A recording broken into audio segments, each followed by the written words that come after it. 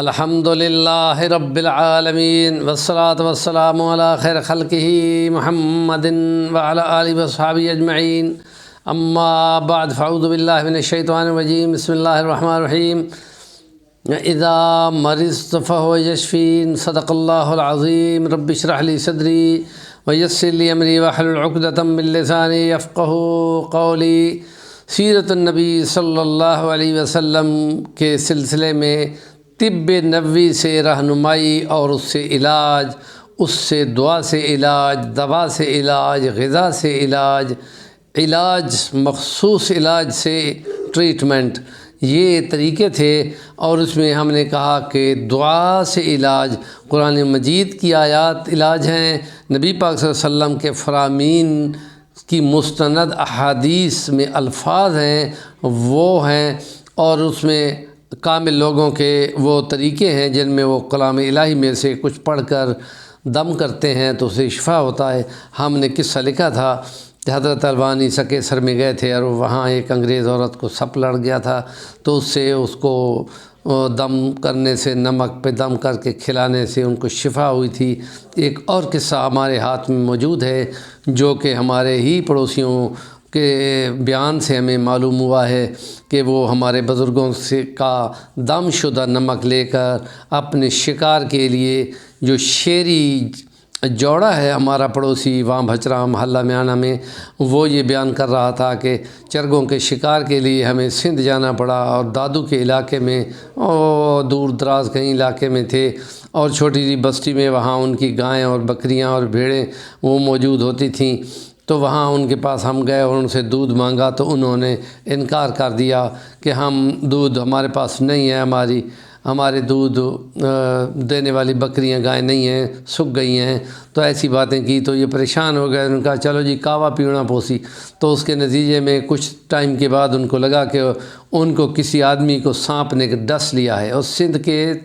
تھر صحراؤں کے علاقوں کے سانپ جو ہے وہ بہت زیادہ مہلک ہوتے ہیں اور بڑا جلدی بندے کو مار دیتے ہیں۔ اس کو گٹھ موٹیا سانپ کہتے ہیں، صرف ایک بالشت بار ہوتا ہے، بہت زہریلا ہوتا ہے۔ تو وہ جب لڑ گیا تو ان کی آوازیں تھیں کہ ہائے بلاں لڑ گئی ہے۔ تو اس کے نتیجے میں یہ شیری ہمارا دوست، ہمارا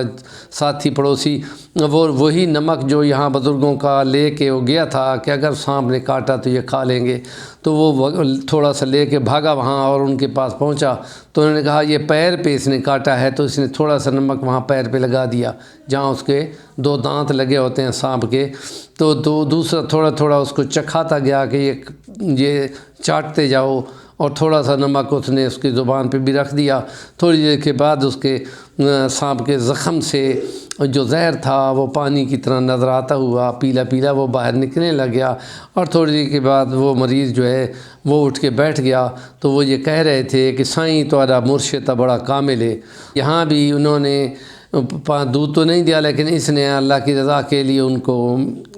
دم دارو دے دیا اور اس کو صحت یاب ہو گئے۔ لیکن یہ ہے کہ اس کے بعد وہ کہتے ہیں پھر ہم نے 1 مہینہ ہم رہے ان کے پاس، اور صبح و شام ہمیں کلو دودھ پتی پینے کو مل رہی تھی، اس کے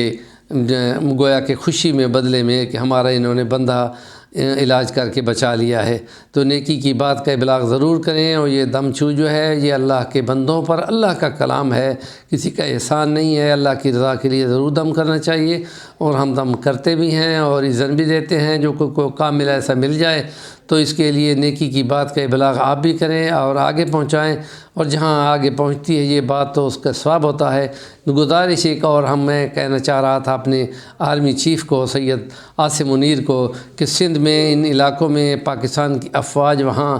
گرمیوں سردیوں میں وہاں جاتی ہیں مشقیں کرنے کے لیے، تو وہاں سانپ کے علاج کے لیے وہ بڑے بڑے کھڈے مار کے اور کانٹے لگاتے ہیں، یہ ٹھیک ہے، لیکن اگر ہم ان کو یہ مہیا کر دیں کہ دم شدہ نمک، اور وہ اپنے سیکٹر میں تمام یونٹوں میں تھوڑا تھوڑا رکھ دیا جائے، بجائے اس کے کہ بہت سارے ٹیکے پیٹ میں لگائے جائیں، تو تھوڑا سا نمک کھانا ہوگا، انشاءاللہ اسے شفا ہوگی۔ تو اس کے لیے کوئی معاوضے کی ضرورت نہیں ہے، فی سبیل اللہ کے کام میں معاوضہ ہم نہیں لیتے، اور یہ اللہ کی عطا ہے، اور وہ اللہ کے بندوں کے کام آ جائے تو یہ بڑی نیک بختی ہے۔ ہمارے چینل کا نام ہے صفی الرحمن البانی، ضرور سبسکرائب کر لیں اور آگے فارورڈ کریں گے تو انشاءاللہ آپ کو اس کا ضرور ثواب ملے گا۔